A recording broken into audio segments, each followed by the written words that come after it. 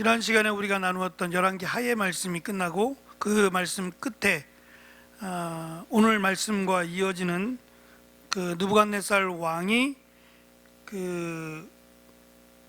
원래는 애굽과 아시리아 쪽에 거하는 사람들이 연합군입니다. 그 연합군과의 전쟁에서 이기고 이참에 더 밑으로 내려가서 애굽을 차지하겠다라고 내려갔는데 그 지형 자체가 길도 좁고 그 지형 자체가 사실은 전쟁하기가 이 바벨론에게는 유리하지 않습니다. 그래서 결국은 무승부라고 하는 이기고 지는 일 없이 그냥 후퇴하게 됩니다. 후퇴하면서 그들이 이스라엘 치고 올라오면서 이제 이스라엘 백성들한테 항복을 받아내고 그들로부터 조공을 바칠 것을 약속을 하면서 거기서 이제 이스라엘의 왕족들 그런 사람들을 데리고 포로로 잡아서 바벨론으로 들어갈 때에 그때 이제 다니엘도 함께 갔더라라는 내용입니다. 이때 다니엘의 나이가 15살입니다. 바벨론으로 들어갈 때의 나이가 15살이었습니다. 먼저 제가 지금 다니엘서를 시작하면서 개론이라고 해서 다니엘서의 개론을 지금 2번에 나눠서 해야 될 것 같습니다. 오늘 말씀의 개론은 이 다니엘서에서 어쩌면 다니엘서뿐만이 아니겠지만 가장 중요한 왜 다니엘서를 기록했느냐라고 하는 가장 중요한 목적을 말씀을 드려야 해요. 열왕기서를 기록한 목적이 뭘까요? 왕들의 이야기가 아니었죠. 말씀드린 것처럼 왕들의 이름, 왕들의 가족, 왕들의 일대기 이거하고 좀 거리가 멀잖아요. 기록한 목적이 말입니다. 궁금해하든 말든 열왕기라고 이름은 적혀 있지만 그것을 기록한 목적이 있단 말입니다. 그것은 진정한 왕이 누구냐라는 거죠. 진정한 왕은 북이스라엘 왕도 아니고 남유다의 왕도 아니다. 오직 하나님이시다 라고 하는 것을 가르쳤고 하나님의 약속 허언하지 않으신다는 거예요. 몇 번의 경고를 주셨고 기회를 주셨어요. 그럼에도 불구하고 하나님의 말씀을 거역하고 무시한 자들에 대해서 하나님은 결국은 심판하셨어요. 하지만 그 심판이 끝이 아니다라는 거죠. 오늘 말씀에도 다니엘서라고 사실은 이 사람 이름이 들어가니까 다니엘이 주인공인 것처럼 여겨질 가능성이 있어요. 근데 그것은 그냥 자주 등장하는 이름 또는 히브리 성경에 가장 먼저 등장하는 이름이나 이런 것들이 먼저 그냥 책의 이름이 돼버렸어요. 다니엘이 주인공이기 때문이 아니라 물론 자주 나옵니다. 자주 나오고 또 다니엘을 중심으로 일어난 사건들을 기록하는 건 맞아요. 하지만 이것을 기록한 이유가 다니엘의 일대기, 다니엘의 일생에 대해서 기록하고자 하는 의도가 아니라는 거예요. 이 다니엘서를 제가 1페이지에다 적었습니다. 묵시문학이라고 부릅니다. 이 묵시라는 말과 계시라는 말의 차이가 뭐냐면 묵시는 감추는 거예요. 의미를 알 수 없도록 감추는 거예요. 그래서 하나님이 가르쳐 주지 않으시면 알 수 없어요. 그것을 묵시라고 해요. 그러니까 감추고자 의도된 것이 묵시라는 의미고 그 감춘 것을 드러내는 것, 밝히 드러내는 것을 계시라고 불러요. 그런데 이때 포로로 잡혀갔던 가장 힘들었던 그 시기에 이 썼던 그 내용들을 묵시문학이라고 부릅니다. 요한계시록하고 비교가 안 되죠. 훨씬 먼저 있었던. 그래서 중요한 것이 이 다니엘서를 기록한 목적이 어쩌면 이 다니엘서를 우리가 읽기 전에 딱 기준을 세워놓고 들어가야 될 내용이에요. 안 그러면 다니엘을 중심으로 일어난 사건들만 보게 돼요. 그러면 이제 뻔하죠. 다니엘의 믿음, 다니엘과 세 친구의 믿음 이런 식으로 가겠죠. 그게 얼마나 돼요? 그러니까 그것이 없는 건 아닌데 그것이 전부가 아니라는 겁니다. 그럼 뭘까? 라고 하는 것이 오늘 우리가 나눌 개론의 말씀이고, 두 번째 개론은 이 다니엘서에서 가장 이슈가 되는 게 뭐냐면, 이 다니엘서를 기록한 사람이 누구냐는 거예요. 가장 보편적인 견해는 다니엘서를 기록한 사람은 다니엘이라는 거예요. 그렇게 보면 이게 예수님이 오시기 전 600년입니다. 예수님이 오시기 전 600년 사람이에요, 다니엘은. 그러면 다니엘이 자기가 겪은 것들, 그리고 앞으로 겪게 될, 자기는 말고요, 자기는 죽을 거고, 그 뒤에 일어날 그 현상들을 다니엘이 미리 본 거예요. 일어날 일들을 미리 본 거예요. 그래서 오늘 말씀에도 보면 다니엘, 그리고 하나냐, 또 미사엘, 아사랴, 이들에게 하나님이 지혜를 주셨는데, 한 가지 17절에 보면 다니엘에게는 또 모든 이상과 몽조를, 그러니까 꿈을 꾸는 것과 그 꿈을 해석하는 것을 하나님이 더 주셨다는 거예요.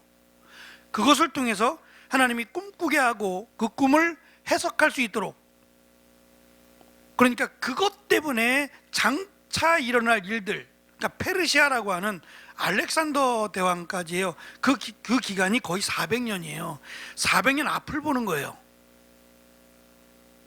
근데 사실은 이게 문제가 되는 게 뭐냐면, 성경에서의 예언은 세상에서 말하는 앞으로 일어날 미래를 보는 게 아니에요.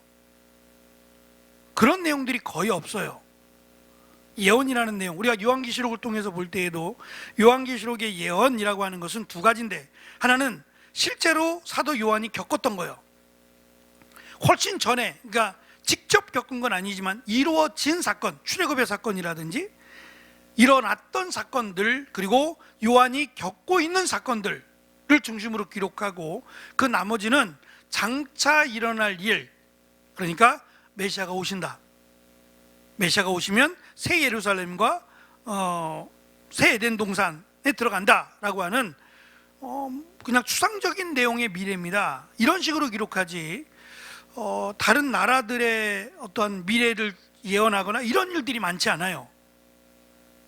그렇지만 하나님이 특별히 다니엘을 통해서 지금 이 가장 힘들고 어두웠던 이 시기에 이 말씀, 다니엘서를 읽고 다니엘서를 듣는 이들에게 희망을 주고자 하나님께서 이러한 것을 특별히 다니엘에게 보게 하셨을 가능성이 있다는 거예요. 그래서 연도가 두 가지입니다. 다니엘서의 연대를 예수님이 오시기 전 600년대로 볼 거냐, 그러면 이 기록자는 다니엘이 됩니다. 그렇지 않고 알렉산더 대왕이 등장하게 되고, 뭐 그 다음에 마카비 왕조가 등장하고 중간기인데, 그렇게 되면은 언제냐면 예수님이 오시기 전 200년이 돼요. 예수님이 오시기 전 200년, 그러니까 400년 뒤에입니다. 그러면 다니엘은 그때까지 없어요. 그러면 기록자가 누구냐? 다니엘이 아니고 또 다른 지혜자가 돼요. 우리가 알지 못하는 누군가 지혜자가 이 내용, 그러니까 이미 600년 전에 있었던 내용, 그리고 자기들이 지금 겪고 있는 내용들, 이것들을 기록했다고 보는 거예요. 전통적인 해석은 그냥 600년입니다. 다니엘이 기록했다라고 보는 거고, 하나님이 다니엘에게 먼 미래, 약 400년 가까이에 일어날 먼 미래 일도 하나님이 보이셨다라고 해석하는 경우예요. 그래서 제가 이 책 저 책을 살펴보면서 어떤 게 가장 타당하냐 라고 고민하고, 제가 한 줄을 더 고민해보고요, 한 줄을 더 생각해보고, 제 마음은 그냥 600년으로 예수님이 오시기 전 600년, 그래서 기록자가 다니엘이다 라고 생각하고 싶은데, 조금 더 저도 다니엘서를 처음부터 끝까지 처음 하잖아요. 그래서 벌써 오래전이니까 이참에 저도 새로 나온 책들을 좀 보고 무엇이 옳은지 한 번 더 확인하고, 다음 주에 다니엘서 개론 두 번째 시간을 나누도록 하겠습니다. 오늘 말씀 1페이지 밑에 보시면 다니엘은 세 번째 단락입니다. 다니엘은 이스라엘이 애초에 바벨론으로 끌려오게 된 일부터 지금 열왕기 하에 끝과 다니엘서의 1장이 처음이 맞물려 가는 겁니다. 이스라엘 백성들 전부는 아니지만 상당히 많은 이스라엘 백성들이 바벨론으로 끌려오게 된 일이 어떻게 해서 일어난 일이냐, 왜 이렇게 된 거냐.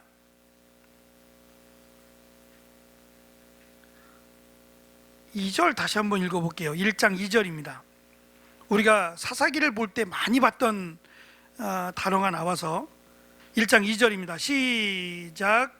주께서 유다 왕 여호야김과 하나님의 전 기구 얼마를 그의 손에 붙이심에, 많이 익숙하죠? 붙이심에, 또는 사사기에서는 하나님이 넘기심에 이렇게 자주 등장하죠. 그러니까 그들의 힘이 강해서 그런 게 아니라 하나님이 그들에게 줬다 이 말이에요. 하나님이 그들에게 붙이셔서 그들이 가져가는 거지, 그들이 힘이 세서 또는 반대로 하나님이 약해서 빼앗긴 게 아니다라는 거예요. 세상 사람들은 이스라엘 하나님 여호와가 바벨론의 신이 마루둑이에요. 이게 얼마나, 제가 한번 마루둑 보여드린 적이 있는데 기억나시나 모르겠어요. 배를 타고 있고요, 개 한 마리를 옆에 두고 있고, 그냥 조각배 같은 배 타고 신이라고 서 있는 거예요. 선 있고, 해마인데, 해마, 물속에서 사는 해마, 물의 신인데, 왜냐하면 바벨론 지역이 자주 범람하는 지역이라 그래요. 티그리스강하고 유프라테스강 두 개가 이렇게 만나서 흘러가다 보니까, 그래서 요나서에 보면은 그 요나서에 등장하는 우상, 기억이 나시나요? 얼굴은 사람이고 몸집은 사자고 이렇게 생긴 거예요.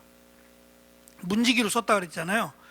날개는 독수리의 날개를 가지고 있고, 그래서 제가 이걸 짜맞춤이라 그랬죠. 우리가 아는 용도 10가지의 짐승이 합쳐진 거라 만들어진 가공이잖아요.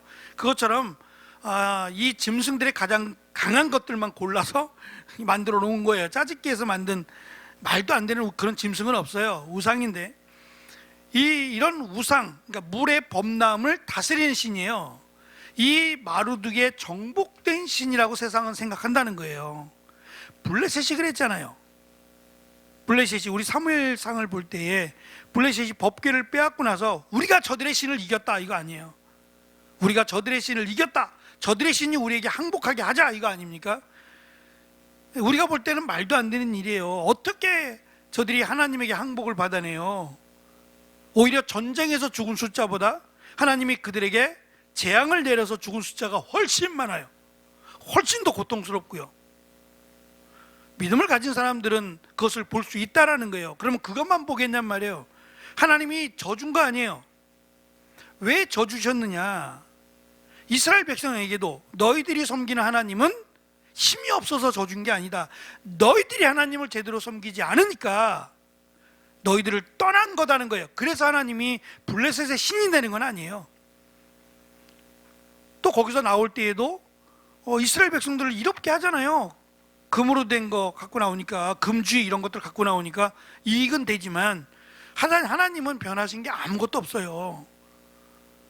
깨닫게 하시는 것이 그게 은혜죠. 그러니까 지금도 다니엘이 강조하는 게 뭐냐면, 지금도 하나님은 우리에게 은혜를 베푸신다는 거예요. 비록 포로로 잡혀왔지만 하나님이 능력이 없어 그런 게 아니라, 그들의 신 마루둑에게 정복당한 게 아니라 하나님이 의도적으로 하나님 말씀을 듣지 않으니까 우리를 포로가 되게 하나님이 만드셨다는 것을 이 성경을 통해서 강조합니다.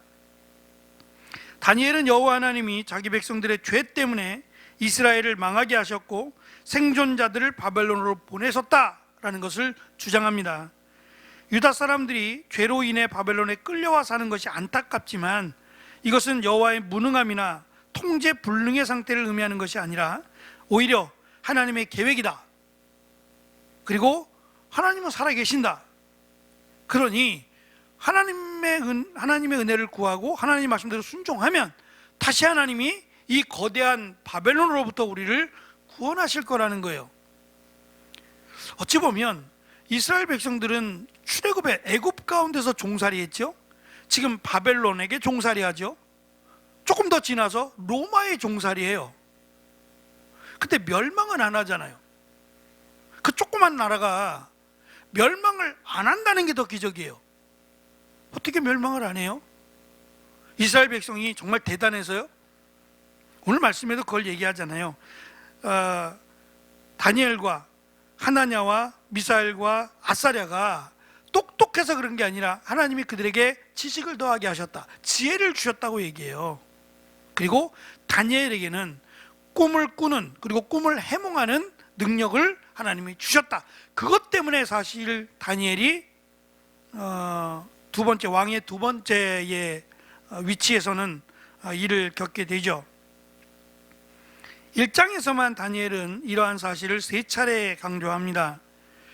세상의 관점에 따르면 유대인들이 바벨론으로 끌려오게 된 것은 이스라엘 하나님 여호와가 바벨론의 신 마르두기에게 무릎을 꿇어서라고 말하지만, 실제로는 1장 2절에 있는 것처럼 하나님이 자기 백성을 바벨론에게 넘기셨기 때문에, 붙이셨기 때문에 빚어진 일이다 라는 걸 강조했고요. 두 번째 1장 9절에 보면 세상의 눈에는 다니엘과 세 친구가 우상에게 바쳐진 고기를 먹지 않고도 살아난 것이 환관장이 배려하고 또 선을 베풀었기 때문에 라고 생각할 수 있지만, 하나님이 이렇게 되도록 역사하신 거예요. 그러니까 진짜, 그래서 우리도 한번 해볼까요? 반 나눠서 이쪽은 고기 드세요, 이쪽은 야채만 드세요. 네? 10일 동안. 그리고 한번 딱 해보면 성경대로 이쪽이 더 얼굴도 윤택해지고 피부도 고와지고 그럴까요?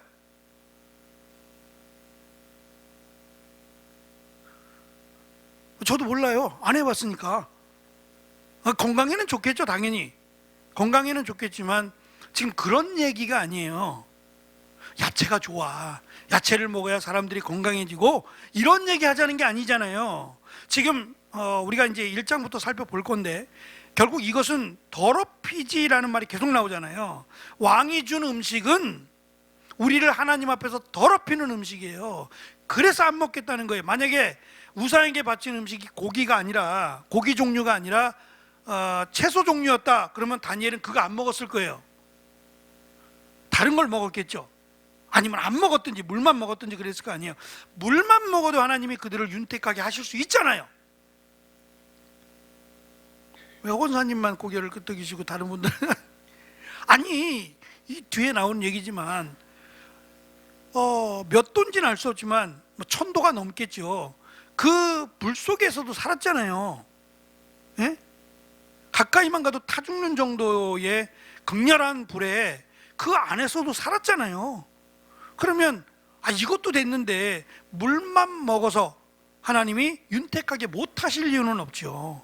그러니까 야채만 먹어야 돼, 이런 이야기를 하자는 게 아니라는 거예요.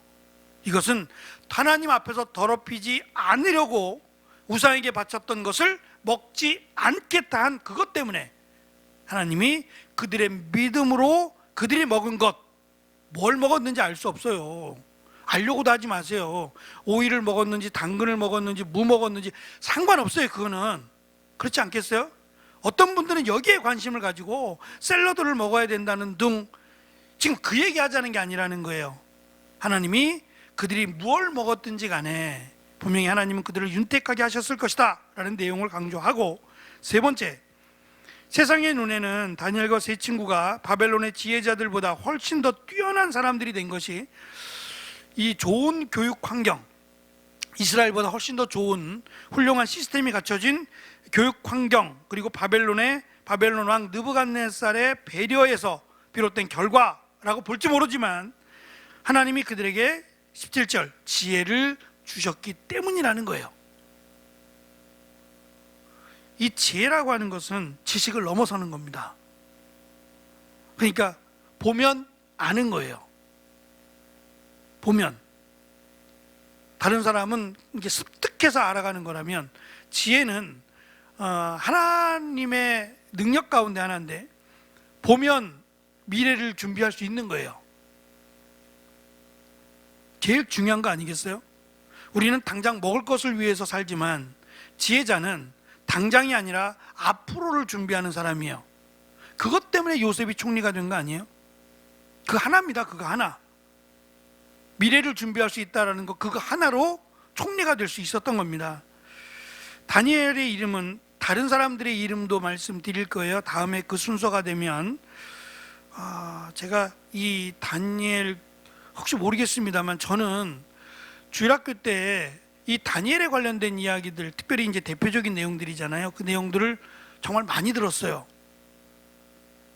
적어도 1년에 한 차례 이상은 들었을 거예요. 단골이었어요. 대단하니까 그랬겠지만 그 이름을 저는 어떻게 외우냐면 다니엘과 세 친구 이름이 뭐예요? 시작. 죄송합니다.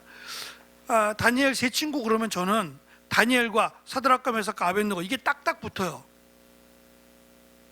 저만 그런가요? 아니 많이들 그러시는 것 같아요. 다니엘과 세 친구 그러면 다니엘과 하나냐와 미사엘과 아사랴와 이렇게 얘기하시는 분보다 다니엘과 사드락 메삭 아벳느고 이렇게 외우고 계신 분들이 꽤 많았어요. 근데 사실은 다니엘은 히브리식 이름이고 사드락 메삭 아벳느고는 그들에게 붙여진 우상과 관련된 이름들이잖아요. 하려면 다 같이 하고, 원래 하나님과 관련된 이름들인데 이 이름들로 할 거면 사드락 메삭 아벳느고라고 하면 안 돼요. 이들은 그거 안 하려고 그러는 거거든요. 그 이름이 싫은데, 싫다 그러는 이름을, 예를 들면 그거잖아요. 제 이름이 있는데 제 이름을 일본어로 부른단 말이에요. 일제 시대에 만약에 일본인군이 우리를 이름을 안 부르고 자기들 식으로 일본식으로 이름을 부른단 말이에요. 그러면 저는 싫죠. 어쩔 수 없다고 해도 싫은 거 아니에요. 언젠가는 내 이름을 찾아오리라 그러지 않겠어요? 근데 누가 이제 해방이 되고 나서 누가 제 이름을 일본식으로 부른다, 이리 와. 그렇게 부르지 마. 앞으로 내 이름은 최일권이야. 그렇게 부르지 마. 화내지 않겠냐 말이에요. 이분들도 그럴 거라고요. 그러니까 사드락 메삭 아벳느고라고 하는 걸 바꿔야 돼요. 이제는 그렇게 부르지 말고. 이분들이 싫어해요. 다니엘과 하나냐와 미사엘과 아사랴, 힘들지만, 외우기 힘들지만 이렇게 불러주는 게 맞아요. 다니엘의 이름은 하나님이 나의 심판자, 엘이라는 말이 하나님이란 뜻이니까, 또는 하나님이 심판하신다라고 하는 뜻이에요. 그는 분명 유다의 왕족이거나 귀족 출신일 거다. 여기에는 뭐 서로 상반된 의견이 없습니다.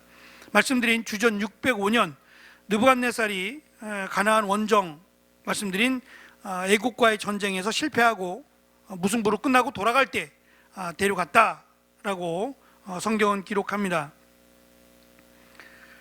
다니엘은 최소한 페르시아 제국, 그러니까 바벨론, 아수르 바벨론, 그 다음에 이제 메데페사가 나오죠.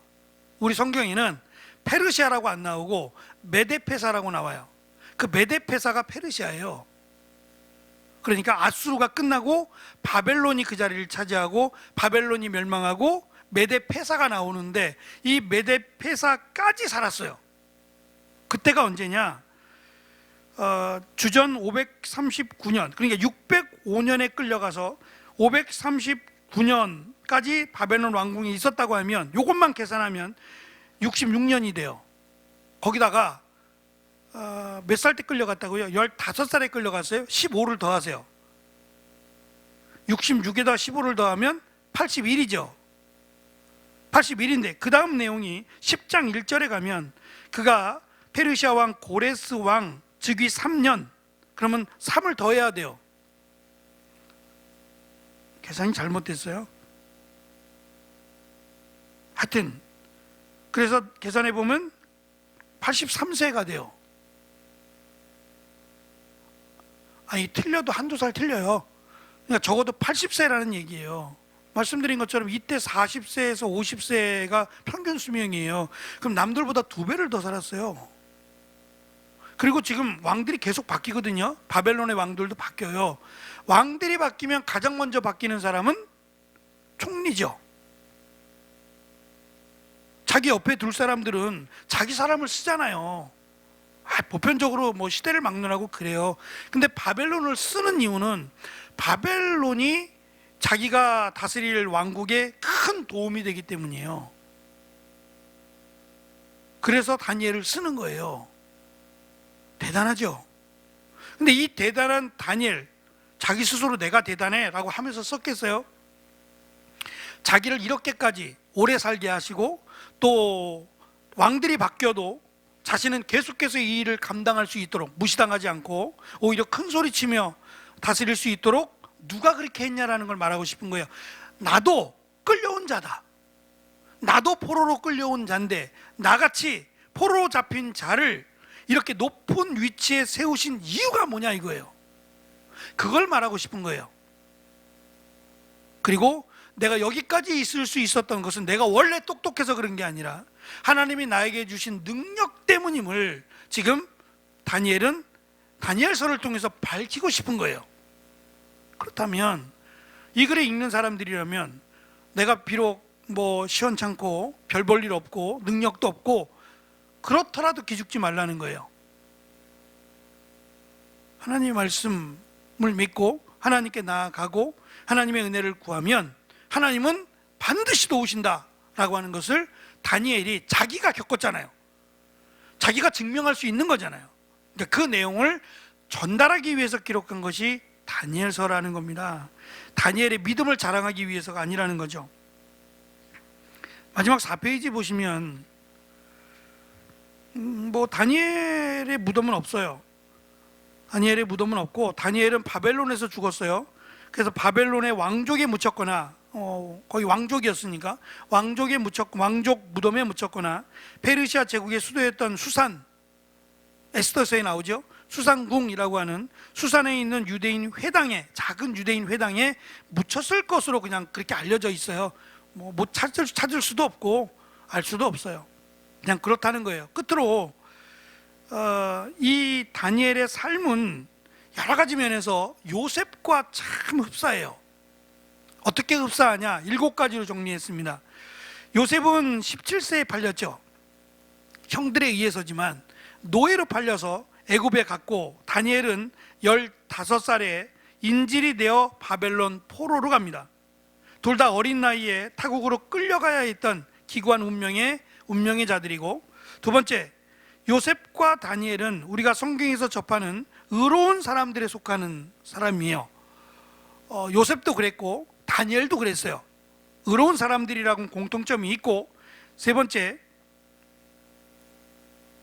다니엘과 요셉은 끌려간 나라에서 이스라엘 백성들을 지키는 일, 이스라엘 백성들을 보호하고 지키는 일에 매우 중요한 역할을 했고 정치적으로 입지가 큰 역할을 했어요.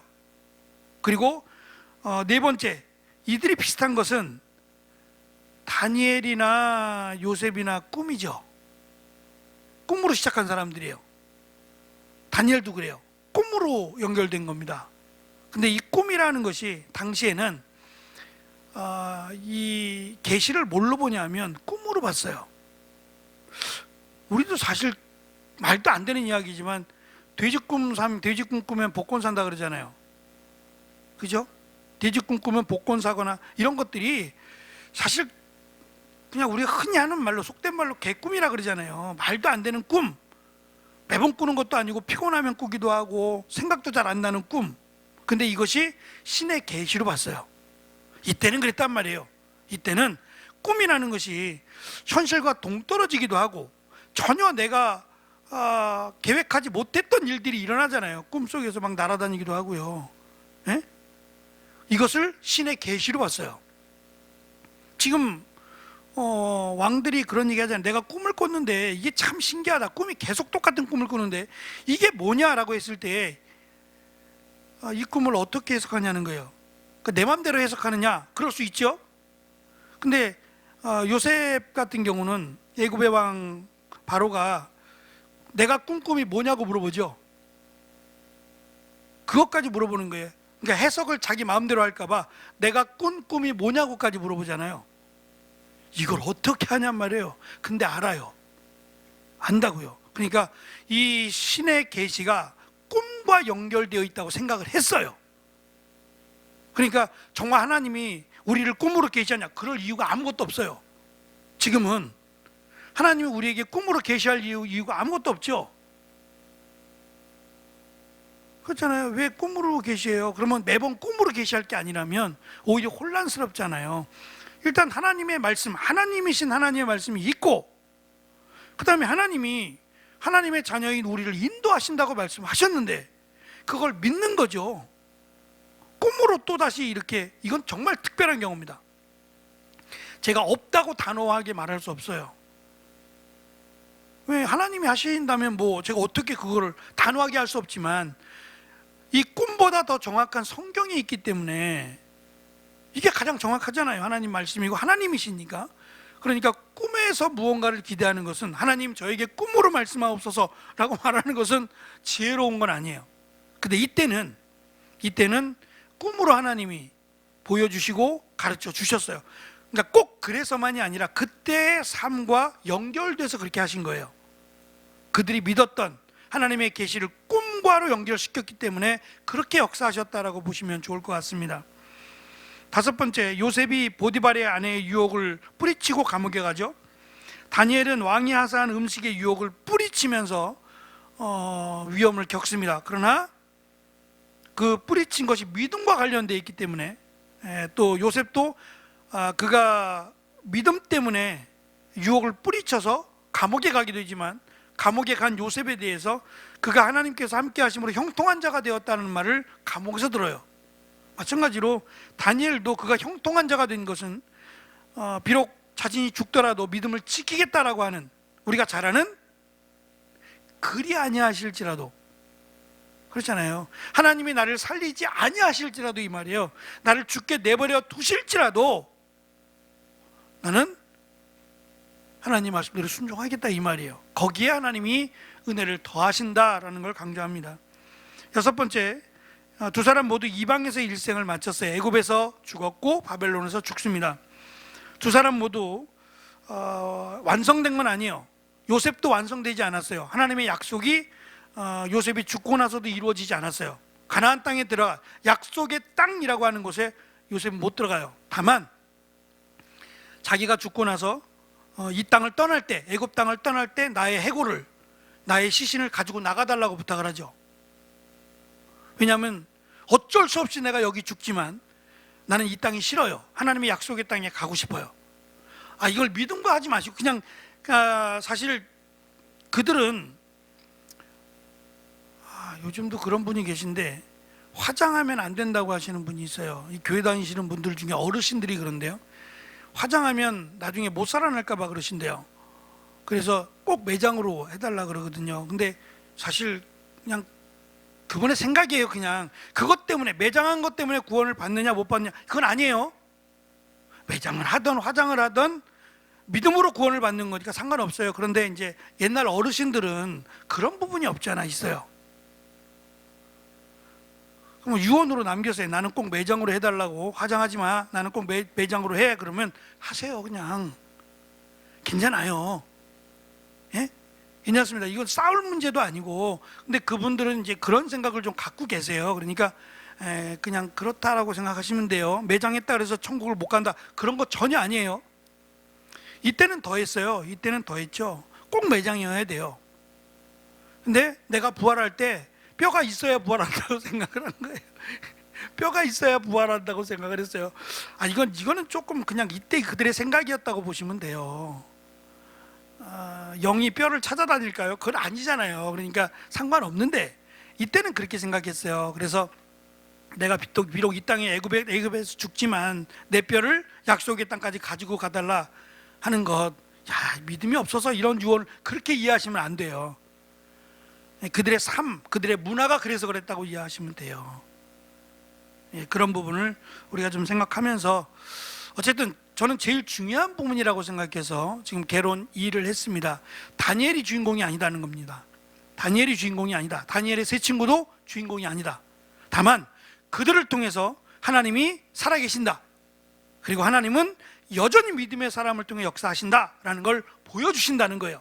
자기들이 산 증인이 되었고, 비록 하나님이 지금 우리를 이 바벨론으로부터 구원시키지 않는다고 할지라도, 바라고 소망해요. 기도하겠지만 하나님의 약속, 하나님의 뜻이 지금 당장 우리를 바벨론에서부터 건져주지 않으신다고 할지라도 그 믿음이에요. 언젠가는 하나님이 약속하신 예수 그리스도를 통한 이 구원의 역사를 이루실 것이다 라는 걸 믿었어요. 저는 그게 믿음이라고 봐요. 그러니까 믿음은 예수 그리스도가 오신다까지 믿는 게 믿음이에요. 그래서 우리의 믿음은 사실 죽음을 넘어선 믿음이에요. 어차피 넘어야 될 죽음은 누구나 넘어야 되는데 죽음에서 가로막히고 불안해하지 말고 죽음을 넘어선 믿음이 진짜 믿음이에요. 네. 그러지 않겠어요? 그러니까 사실은 그 믿음을 우리가 조금 더 하나님 말씀을 들을 수 있을 때 믿는 것이 더 좋다라는 생각이 듭니다. 끝으로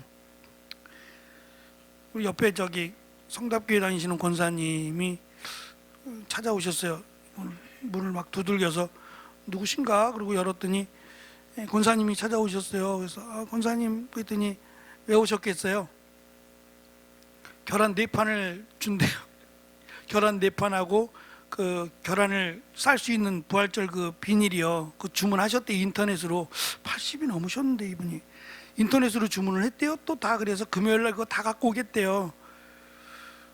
어떻게 하면 좋을지 전사님 생각 좀 해주세요. 이거 계란 쪄야 될지 말아야 될지. 저는 이거 낀 게 이쁘긴 이쁜데 끼기 힘들고요. 어차피 먹으려면 벗겨야 돼요. 그냥 삶아서만 주든지. 하여튼 그거는 조금 전사님하고 의논해 볼게요. 이거 또 다 삶아야 되잖아요. 이번에 안 하려고 그랬는데 하라는 얘기인가? 하여튼 그분이 오셔서 이제 이런 얘기 저런 얘기, 좀 바쁜데 오늘 수요일이라 마음은 바쁜데 막 오셔서 이런 얘기 저런 얘기 하시면서 저기 이제 저렇게 성경 이렇게 있는 걸 보더니, 이건 나중에 붙인 건데 보더니 창세기부터 요한계시록까지 쭉 있잖아요. 그러니까 그 얘기, 내가 요번에 성경 읽기를 마쳤대요. 성경 일독을 마쳤대요. 작년부터 해가지고 요번 주가 딱 끝난대요. 성경 일독을 끝낸다는 거예요. 그래서 제가 잠깐 말씀을 드렸는데 뭔 말인지 이해를 못 하세요. 우리는 성경을 한 권씩 떼어가고 있습니다 그랬는데 그걸 일독으로 이해하신 것 같아요. 성경을 읽는 걸로. 잘하고 계신다고 우리한테 성경 읽는 것만큼 좋은 게 없다고. 자기는 지금도 하루에 20장씩 읽는데요. 근데 다른 건 둘째치고 이 권사님이 어쨌든 나이가 80이 넘었는데 전 잘 몰라요. 사실 권사님 잘 몰라요. 근데 밖에서만 만나고 인사하고 그럴 정도지 잘 몰라요. 근데 굉장히 우리 교회에 관심이 많으시잖아요. 가끔씩 커피도 막 사다 주시고 김치도 막 우리 주셨잖아요. 교회에서 담근 거. 너무 감사한데 어쨌든 이 권사님은 지금 80이 넘었는데 그 얘기 하시는 거예요. 하나님이 나 데려가실 때까지 내가 영혼 구원하는 일에 힘쓰다 가겠다고. 너무 감사한 거예요. 너무 감사한 거예요. 코로나 시대인데도 전도했대요. 자기는 코로나 시대인데도 전도했다 그러면서 참 열심히 하시는 것 같아요. 열심히 하시는 것 같아요. 그러면서 우리 교회는 목사님이 너무 자꾸 바뀌어서 속상한데 이번에 오신 분은 너무 좋은 분이 왔대요. 너무 좋은 분이 와서 성경 읽기도 한다고. 성경 읽기 하면 좋은 목사님이라서 하여튼 그래서 제가 이런 분이 또 계시니까 너무 감사하고, 나이가 80이 넘어도 뭔가 할 일이 생겼잖아요. 이제 너무 좋은 거예요. 80이 넘어서 어디 마실 가서 놀러 가고 뭐 이렇게 안 하고 전도하러 다니시는 거예요. 자기 돈을 막. 근데 아들 자랑도 막 하시고, 그러면서 용돈 주거나 이러면 그거 가지고 이제 전도하는 일에 다 쓰시고 사신대요. 그래서 자기는 하나님의 나라를 확신하니까, 믿으니까 이 땅에 소망이 없다. 이제는 하나님이 허락하시는 한 자기는 열심히 복음 전하다가 하겠노라고. 그러면서 이제 목사님 힘내세요. 요즘 코로나로 얼마나 힘드시고. 우리 힘나요. 우리 행복하고 좋은데요. 막 그랬는데 하여튼 그 모습을 보니까 너무 기쁜 거예요. 그런 분이 옆에 계시다 생각하니까 너무 감사한 겁니다. 우리의 모습도 나이가 늙어서 나이가 많이 들었어도 그렇게 복음을 향해 나아갈 수 있는, 얼마나 귀하겠습니까? 믿음의 산 증인의 역할을 잘 감당하는 우리가 되도록 이 다니엘서를 통해서 우리가 한 번 더 짧게 두 번째 개론과 말씀을 나누겠지만, 분명히 이 다니엘서를 우리에게 주신 것은 이유가 있을 겁니다. 그러니까 그 의미들을 이번 기회에 우리가 다니엘서를 살펴보면서 귀한 의미들을 우리가 찾고 또 은혜를 받기를 저도 사모하는 마음으로 기도하며 준비하겠습니다. 귀한 은혜의 시간이 되시기를 바랍니다. 기도하겠습니다.